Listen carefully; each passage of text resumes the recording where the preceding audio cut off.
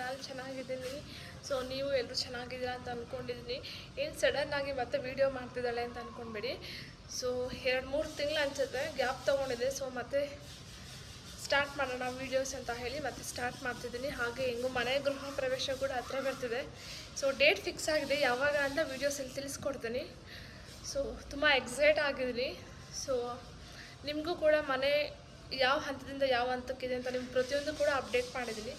So ಹಾಗೆ function ಮಾಡೋದನ್ನು ಕೂಡ ಅಂದರೆ ಮನೆ ಗೃಹ ಪ್ರವೇಶ ಮಾಡೋದನ್ನು ಕೂಡ ನಿಮಗೆಲ್ಲ ತೋರಿಸೋಣ ಅಂತ ಸೊ ಸ್ಟಾರ್ಟ್ ಮಾಡಿದ್ದೀನಿ.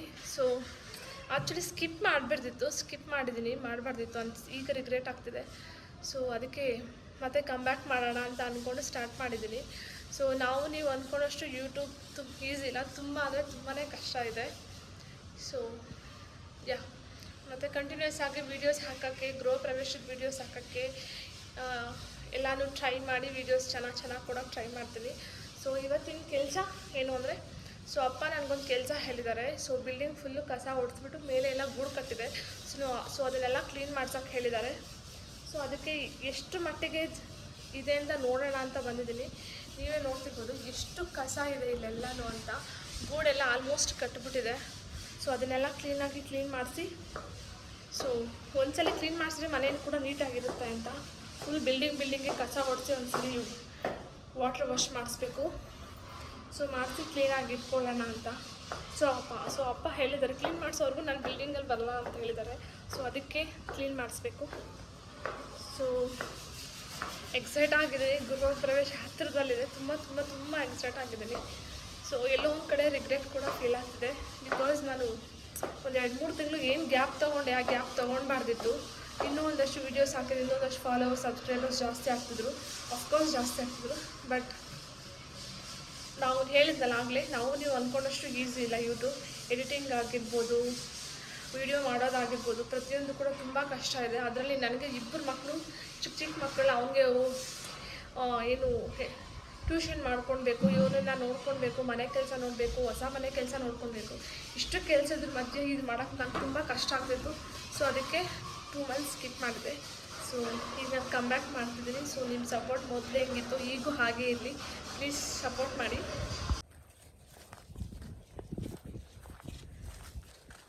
ಹಾಯ್ ಗೈಸ್, ಏನು ಮನೆಯಲ್ಲಿ ಹತ್ತಿರ ಈಗ ತೋಟದ ಹತ್ರ ತೋರಿಸ್ತಿದ್ದೀನಿ ಅಂತ ಅಂದ್ಕೊಂಡ್ಬಿಡಿ.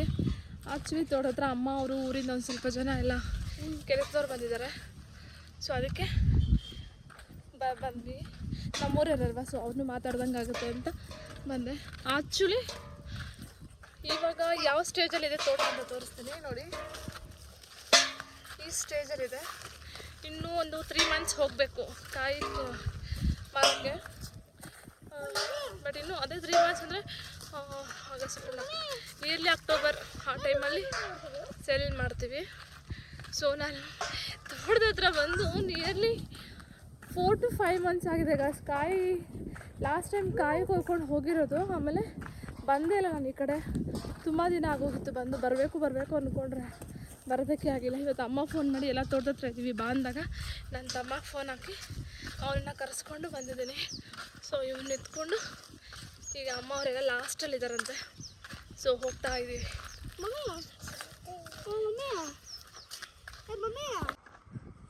ಸೊ ನೋಡಿ ಗಾಯ್ಸ್, ಪಕ್ಷಿಗಳೆಲ್ಲ ಬರುತ್ತೆ ಅಂತ ಬಲೆ ಹಾಕಿದರೆ ಪಕ್ಷಿಗಳಿಗಿಂತ ಈ ಮರದ ಎಲೆನೇ ಜಾಸ್ತಿ ಇದೆ. ಸೊ ಇದು ಹೆಂಗೆ ಕ್ಲೀನ್ ಮಾಡಬೇಕು ಅನ್ನೋದೇ ಗೊತ್ತಿಲ್ಲ. ಸೊ ನೋಡಬೇಕು, ಕಷ್ಟ ಇದೆ ಗಾಯ್ಸ್. ದಾಳಿಂಬೆ ನಮ್ಮ ಕಡೆ ಎಲ್ಲ ಆಲ್ಮೋಸ್ಟ್ ದಾಳಿಂಬೆಗೆ ಶಿಫ್ಟ್ ಆಗಿಬಿಟ್ಟಿದ್ದಾರೆ. ಆ್ಯಕ್ಚುಲಿ ನಮ್ಮ ಅಮ್ಮ ಅವ್ರ ಮನೆ ಅಂದರೆ ಶಿಡ್ಲಘಟ್ಟ, ವಿಜಯಪುರ ಹತ್ರ ಅಲ್ವಾ. ಸೊ ಆ ಕಡೆ ಎಲ್ಲನೂ ರೇಷ್ಮೆ ಜಾಸ್ತಿ. ಬಟ್ ಈಗೀಗ ರೇಷ್ಮೆ ಕಡಿಮೆ ಆಗ್ಬಿಟ್ಟು ಎಲ್ಲ ದಾಳಿಂಬೆಗೆ ಶಿಫ್ಟ್ ಆಗಿಬಿಟ್ಟಿದ್ದಾರೆ. ಯಾಕೋ ಇರಲಿ ಬಿಡು, ಸಾಕು ನಡಿಯೋ, ಏನು ಮಾಡೋಕ್ಕಾಗುತ್ತವೆ. ಬಾರ ಹೋಗುತ್ತಾವೋ, ಅದನ್ನೆಲ್ಲ ನೀನು ಓಯ್ ಅಂದರೆ ಹೋಗ್ಬಿಡ್ತೇನೋ. ಇಷ್ಟು ದೂರ ಇದೆಯಾ ನೀನು? ಎಲ್ಲೈತೆ ಅಜ್ಜಿ ನೋಡಿ ಗಾಯ್ಸ್, ಇಷ್ಟು ಕಷ್ಟಪಟ್ಟು ತೋಟ ಮಾಡಿರ್ತೀವಿ.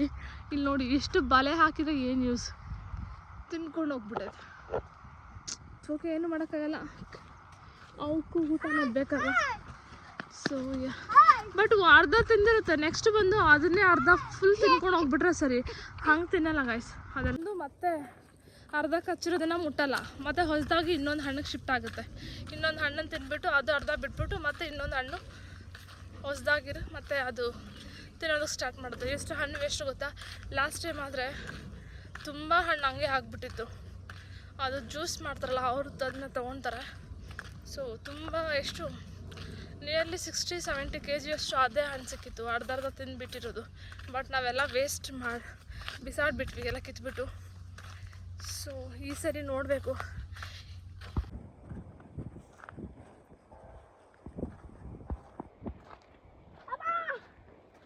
ಇಲ್ಲಿದ್ದಾರೆ ಗಾಯ್ಸ್ ಎಲ್ಲನೂ.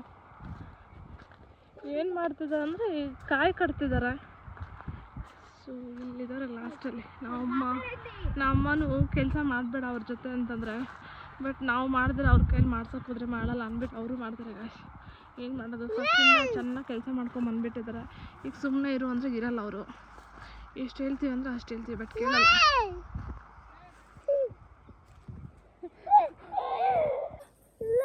ಯಾರಿದು ಗಾಯ್ಸ್? ಇವನ್ ರಿಯಾಕ್ಷನ್ ನೋಡಿ, ನಮ್ಮ ಅಮ್ಮನ ನೋಡಿದ ತಕ್ಷಣ ಯಾರಿದು?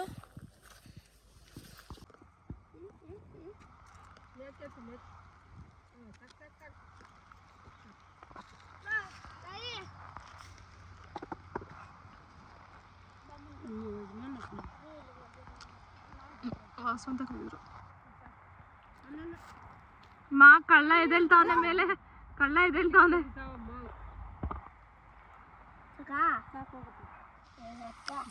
ಸಾಕಾ ಅಂತ ಕೇಳ್ತಾರ ಸ್ವಲ್ಪ. ಅವಾಗ ಗ್ಲಾಸ್ ಅಲ್ಲ, ಮಾಮ ಗ್ಲಾಸ್ ಬೇಕಲ್ಲ, ಅದಕ್ಕೆ ಎತ್ಕ ಪರವಾಗಿಲ್ಲ.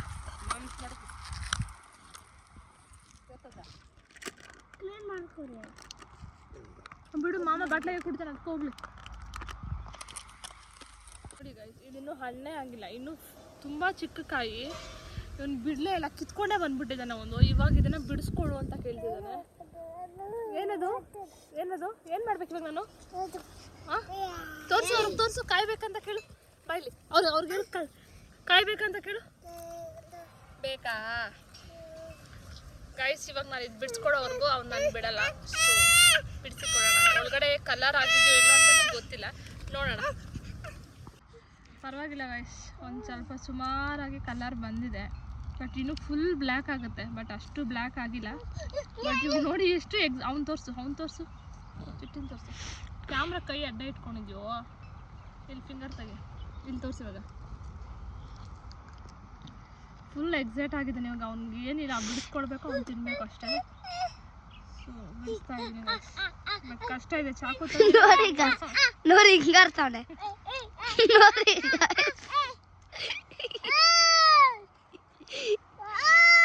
ಏನಿದು? ಸುಮಾರಾಗಿದೆ, ಇನ್ನೂ ದಪ್ಪ ಆಗಬೇಕು, ಇನ್ನೂ ಬ್ಲ್ಯಾಕ್ ಆಗಬೇಕು. ಈಗ ಆಗ್ತೀನಿ ನೋಡಿ. ಅವನಿಗೆ ಏನು ಫೀಲ್ ಆಗ್ತಾನೆ ಅವ್ನು ತೋರಿಸಿ. Nice Chini, super super super. ನೋಡಿ ಗಾಯ್ಸ್, ಹಿಂಗೆ ತಿಂತಾನೆ ಚೋಟ್ನ.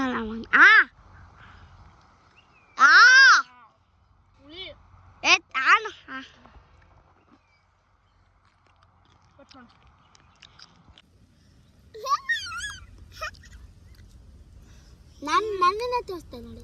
ಅದು ನಿನ್ನ ಕ್ಯಾಮ್ರಾ ನಾನು ಅಲ್ಲಿ ಇಟ್ಟಿದ್ದೀನಿ. ಇಲ್ಲೇನು ಟ್ರೈಪಾಡ್ ಏನೋ ಇದೆಯಾ? ಹಿಂಗೆಲ್ಲ ಇದು ಕ್ಲೀನಾಗಿ ಬಿಡಿಸ್ಕೊಂಡು ತಿನ್ನು, ಹಂಗೆ ತಿನ್ನೋಣ. ಹಿಂಗೆ ಚಿನ್ನ.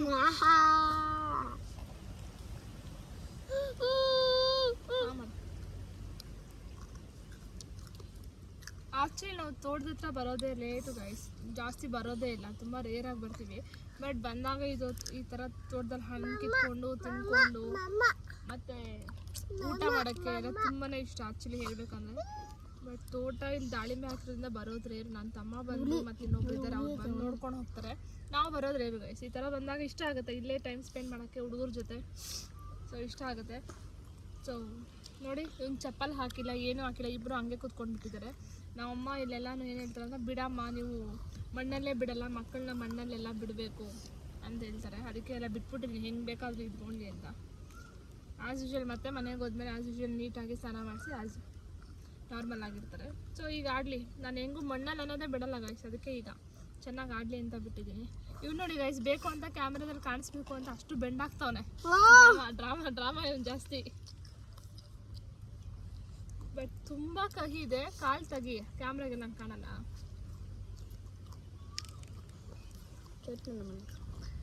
ನಿಜ ಹೇಳಬೇಕು ಅಂದರೆ ನಂಗೆ ಸ್ವಲ್ಪನೂ ಇಷ್ಟ ಇಲ್ಲ ಇದು. ಯಾಕೆ ಇಷ್ಟ ಇಲ್ಲ ಅಂತ ನೀವು ಕೇಳ್ಬೋದು. ಪ್ರೆಗ್ನೆನ್ಸಿದೆ ಗೈಸ್, ನನಗೆ 7.8 ಏನೋ ಇತ್ತು ಬ್ಲಡ್ಡು. ಆಗ ನನಗೆ ಡಾಕ್ಟರ್ ಹೇಳಿದರು, ಸೊ ನೀವು ಆದಷ್ಟು ದಾಳಿಂಬೆ ಮತ್ತು ಬೆಲ್ಲ, ಕಡಲೆ ಬೀಜ ಎಲ್ಲ ತಿನ್ನಬೇಕು ಅಂತ. ಆವಾಗ ಬ್ಲಡ್ ಜಾಸ್ತಿ ಆಗಲಿ ಅಂದ್ಬಿಟ್ಟು ಫಸ್ಟ್ ಪ್ರೆಗ್ನೆನ್ಸಿಯಲ್ಲಿ ಜಾಸ್ತಿ ತಿಂದ್ಬಿಟ್ಟಿದ್ದೀನಿ ದಾಳಿಂಬೆ ಎಲ್ಲ. ದಿನ 2-3 ತಿಂತಿದ್ದೆ. ಸೊ ಆಗ ತಿಂದು ಈಗ ಸೀರಿಯಸ್ಲಿ ನಂಗೆ ದಾಳಿಂಬೆ ಅಂದ್ರೇ ಇಷ್ಟ ಇಲ್ಲ. ಒಂದು ಬೀಜ ತಿನ್ನಬೇಕು ಅಂದರೆ ಹಿಂದೆ ಮುಂದೆ ನೋಡ್ತೀನಿ, ಅಷ್ಟು ಇಷ್ಟ ಆಗ್ತಿಲ್ಲ ಈಗ. ಸೊ ಆಗ ಮೇ ಬಿ ಜಾಸ್ತಿ ತಿಂದಿರೋದ್ರಿಂದ ಈಗ ಶಕ್ತಿ ಬರುತ್ತೆ. ಮತ್ತೇನು ಬರುತ್ತೆ? ಎನರ್ಜಿ, ಬ್ಲಡ್ ಬರುತ್ತೆ. ಎಲ್ಲ ಬರುತ್ತೆ. ನೋಡಿ ಗೈಸ್, ಫಸ್ಟ್ ಟೈಮ್ ನನ್ನ ಮಗನೂ ಕೂಡ ಬ್ಲಾಗಲ್ಲಿ ಮಾತಾಡ್ತಾ ಇದ್ದಾನೆ. ಇರಲಿ, ಅಮ್ಮ ಮಾತಾಡ್ತಾ ಇದ್ದೀನಿ ಅಂತ ಅವನು ಸ್ವಲ್ಪ ಸ್ವಲ್ಪ ಕಲ್ತ್ಕೊತಾ ಇದ್ದಾನೆ. ನೋಡಿ ಏನು ಮಾಡ್ತಾವ ನೋಡಿ ಗೈಸ್, ಏನು ಮಾಡ್ತಾವ, ಕೋಲ್ಡ್ ಎತ್ಕೊಂಡು ಹೊಡಿತಾವ ಪ್ಲೇಟ್ನ. ಪಕ್ಷಿಲ್ಲು ಓದಾಗ್ತಾವ ಅಂತ ಹೊಡಿತಾವಣೆ.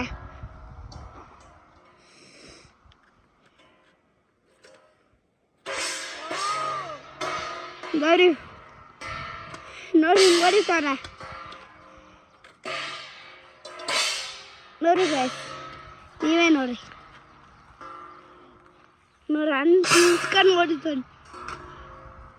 ನೋಡಿ ಅಂಟಿಸ್ಕೊಂಡು ಹೊಡಿತಾನೆ. ಓಡೋಗ್ಬಿಡ್ತಾವಿಂದ. ಇರೋ ನಿಮಿಷ ಆಮಾಡ ಸಾಕು. ಇರಿಟೇಟ್ ಆಗ್ತದೆ. ಬರ್ರಿ ಇರಿಟೇಟ್ ಆಗ್ತದೆ. ಬರ್ರಿ ಮಮ್ಮ.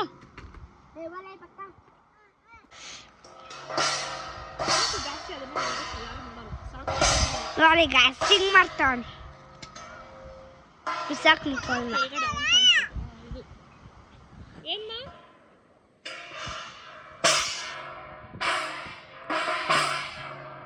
ಚಿಟಿ?